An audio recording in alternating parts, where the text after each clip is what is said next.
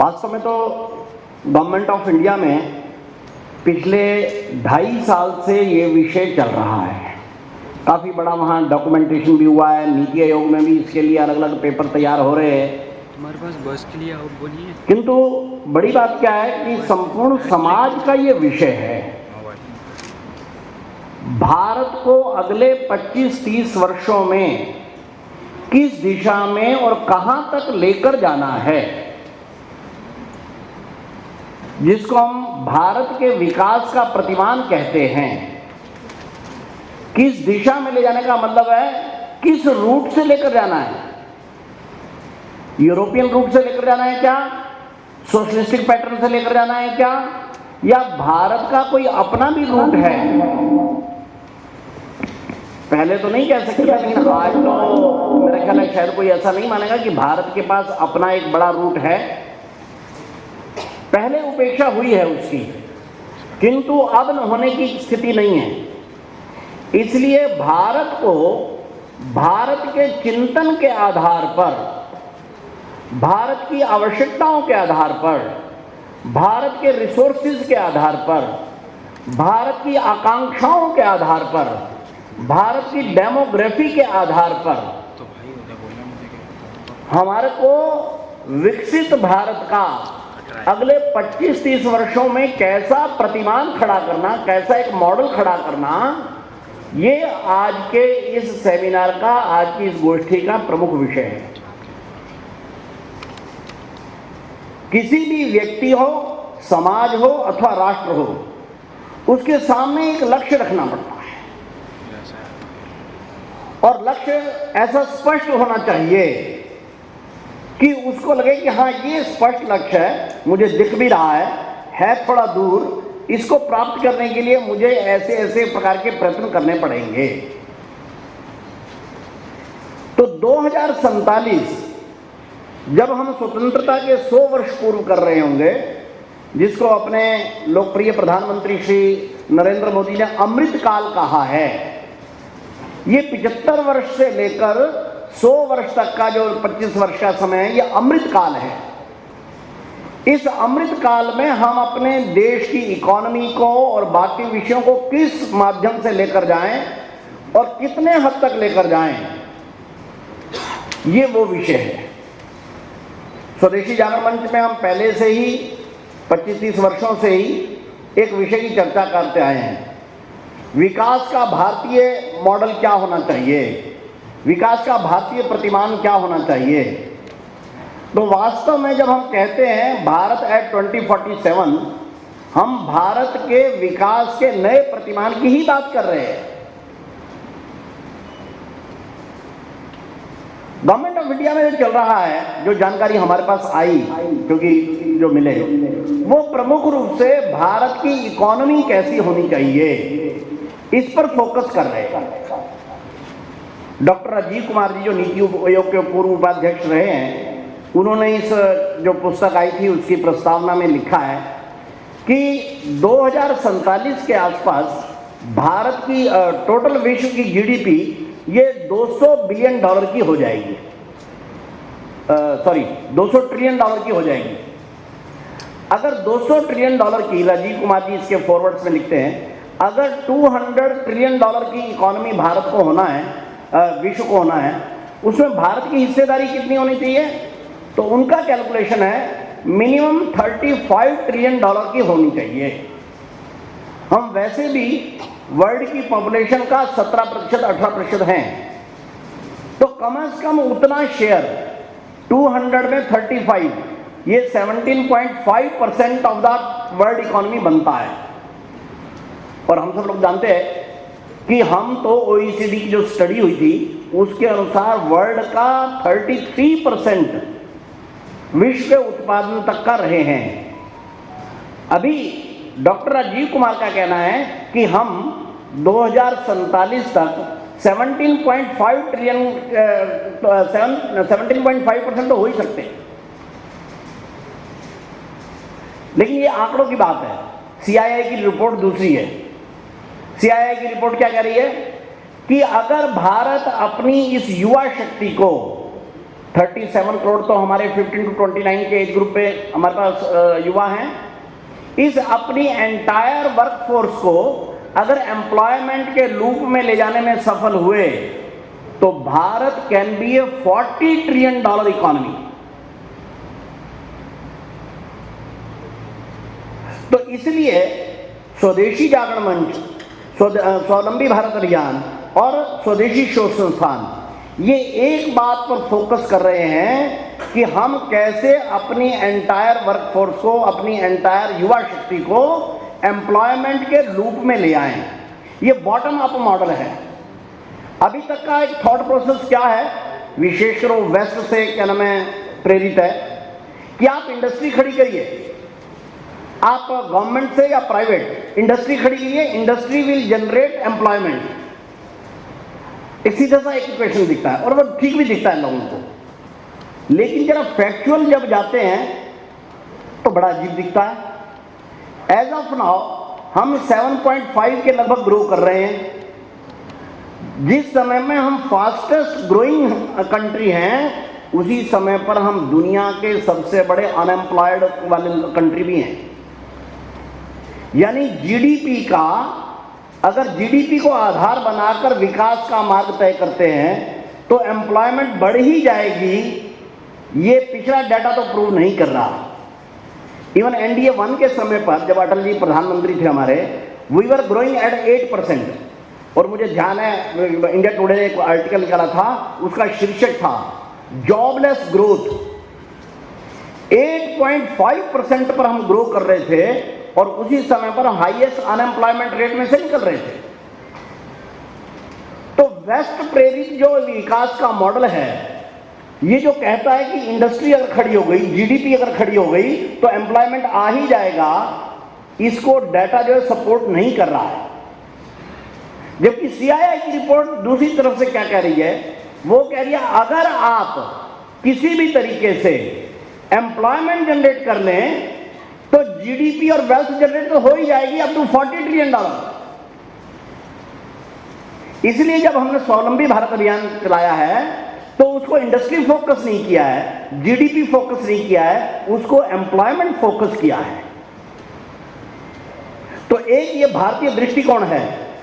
आप अपने युवा पर ताकत लगाइए, आप युवा को अनएम्प्लॉयमेंट करने के तरीके बताइए, इंडस्ट्री और वेल्थ ये हो ही जाएगा। वेस्ट कहता है आप इंडस्ट्री और वेल्थ पर फोकस करिए, आपका एम्प्लॉयमेंट जनरेट हो जाएगा। यानी क्या नाम है, क्या ट्रिकल डाउन थ्योरी, पर ट्रिकल डाउन थ्योरी को डाटा सपोर्ट नहीं कर रहा है। बॉटम अप थ्योरी को CII की रिपोर्ट से लेकर हमारे शोध तक ये सब सपोर्ट कर रहे हैं। इसलिए हम इस सारे उसमें इस बार कौन से रूट से जाना चाहिए, ये आप सब ज़्यादा विद्वान लोग हैं, ज़रा तय करिए। और देश भर में हम तो इस पर एक विषय छेड़ रहे हैं, हम तो इस पर एक बहस छेड़ रहे हैं। और दूसरा बात हमने जो कही है वो हमने कही है कि किसी भी सोसाइटी या नेशन में केवल इकोनॉमी सब कुछ नहीं होता है।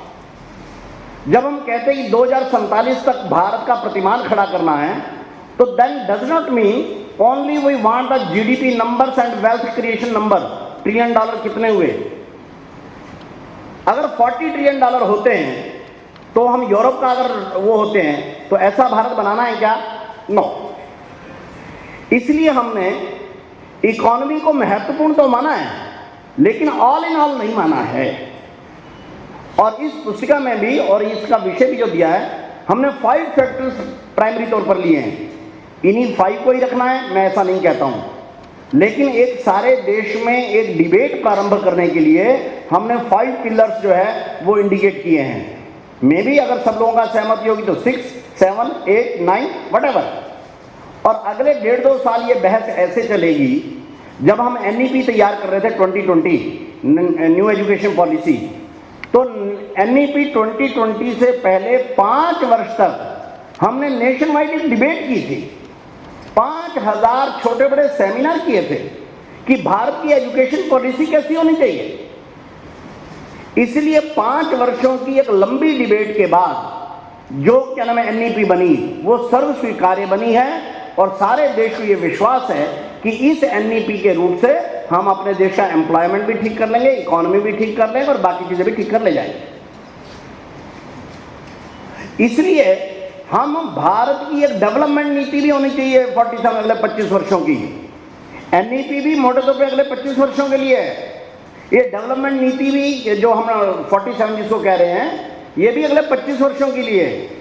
और उसी प्रकार से हम एक सारे देश में एक डिबेट प्रारंभ कर रहे हैं। इसी शायद गांधी स्मारक का ही शायद दूसरे हॉल में हम लोगों ने आज से 1 साल पहले पहला सेमिनार इस पर किया था। तब डॉक्टर राजीव कुमार स्वयं यहाँ उपस्थित थे। अब समय क्योंकि मेरे पास कम रहेगा, इसलिए केवल मैं बाकी के 4 बिंदुओं को स्पर्श केवल करता हूँ, क्योंकि आज समय भी है और श्रीधर वेम्बू जी और वहाँ से जुड़े हैं, यूएस से जुड़े हैं, सुंदरम जी भी बोलने वाले हैं और भक्ति जी भी बोलेंगे, तो इसलिए वो करूँ। हमने कहा इकोनॉमी ये इम्पोर्टेंट वो होता है किसी भी सोसाइटी में, किंतु ऑल इन ऑल नहीं होता।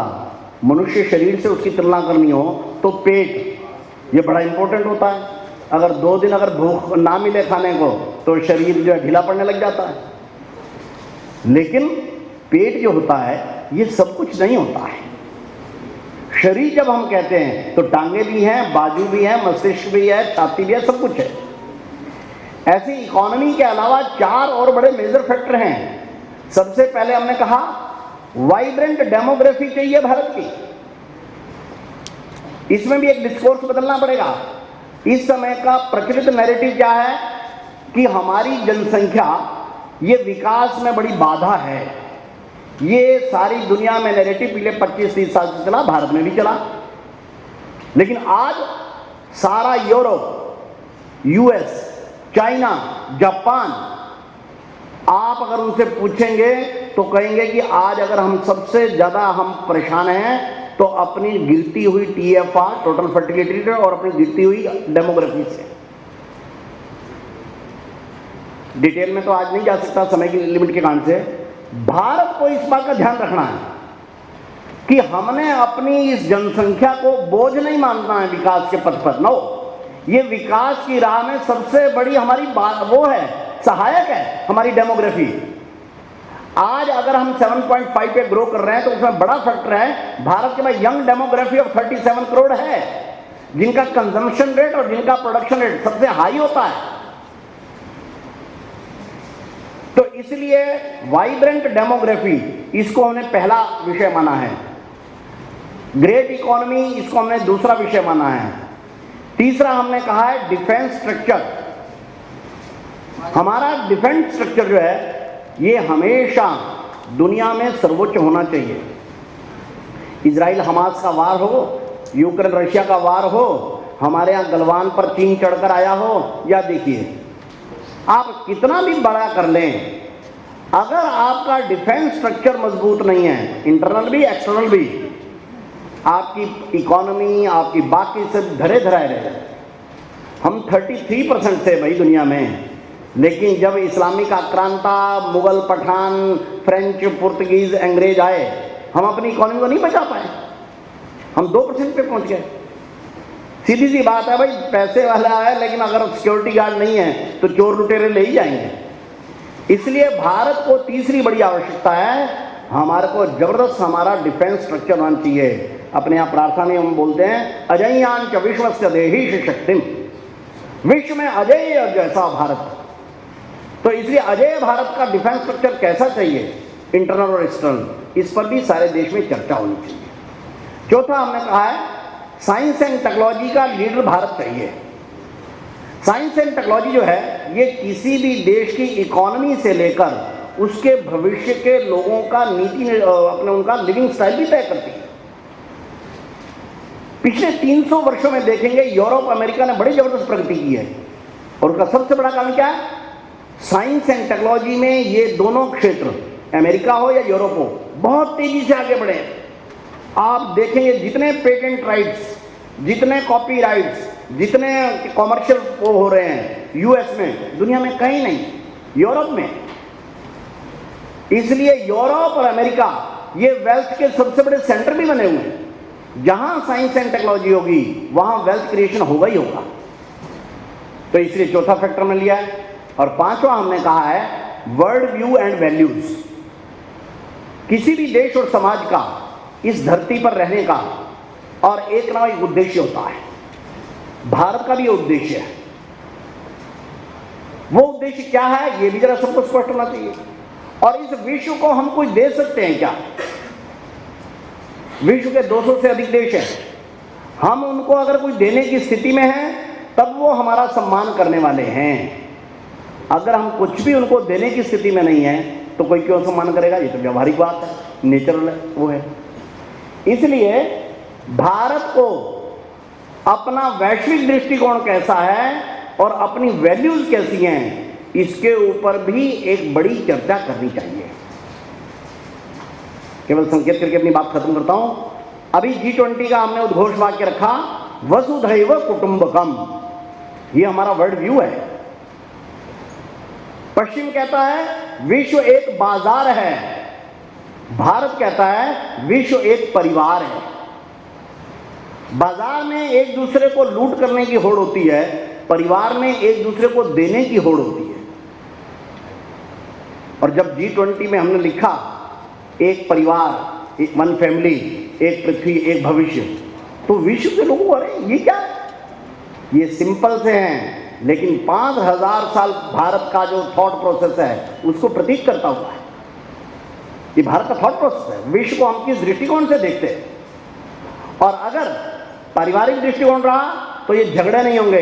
बाजार का दृष्टिकोण है, इसलिए रोज ये झगड़े हैं। और भारत को अपने अंदर एक ऐसा प्रतिमान खड़ा करना होगा जो सारे विश्व के लिए प्रेरक हो। हम वास्तव में भारत है 2047, ये भारत की 140 के लिए नहीं चाहते, नो, हम 750 करोड़ जनता का ही सुख चाहते हैं। हम सवेरे बोलते हैं ओम सर्वे भवन्तु सुखिनः। हम भारतीय भवन्तु सुखिनः नहीं बोलते भाई, सर्वे भवन्तु सुखिनः यानी 750 करोड़ का भला हो, मेरे 140 करोड़ का भला हो, ये हमारा सोच नहीं है ना। सर्वे भवन्तु सुखिनः सर्वे सन्तु निरामयाः। लेकिन हम दूसरों को उपदेश दें भाई ऐसा बनो, उनका तुम आप हैं क्या? तो भारत को इसलिए अपना एक सफल मॉडल अपने यहां खड़ा करना होगा। ये सफल मॉडल विश्व के इन 200 देशों में इंस्पायर करेगा कि पर्यावरण हितैषी विकास का प्रतिमान कैसा होता है। तो इसलिए भारत को जब हम कहते हैं भारत है 2047, ये केवल भारत के लिए नहीं है, ये विश्व के सभी 200 देश और उसकी 750 करोड़ से अधिक आबादी के लिए है। उस विषय में मुझे लगता है कि हमारी स्वदेशी शोध संस्थान की टीम पिछले 1 वर्ष से व्यापक प्रयत्न कर रही है, और इस प्रयत्न को बहुत श्रेष्ठ नेतृत्व लीड भी कर रहा है। मेरा ख्याल है सुरेश प्रभु जी भी आ गए हैं, मैं स्वागत करता हूं उनका, जो हमारे को वर्चुअल मोड से संबोधित करेंगे। और एक और भी सज्जन हैं, कौन है जुड़े, जो भी हैं। तो कुल मिलाकर हम सब इस अपनी इस गोष्ठी को, एक सार्थक गोष्ठी को, जो सारे भारत को और अंततः जाकर विश्व को भी मार्गदर्शन देगी, ऐसी गोष्ठी को हम प्रारंभ करें। इतना ही निवेदन करके अपनी बात पूरी करता हूँ। जय स्वदेशी, जय भारत।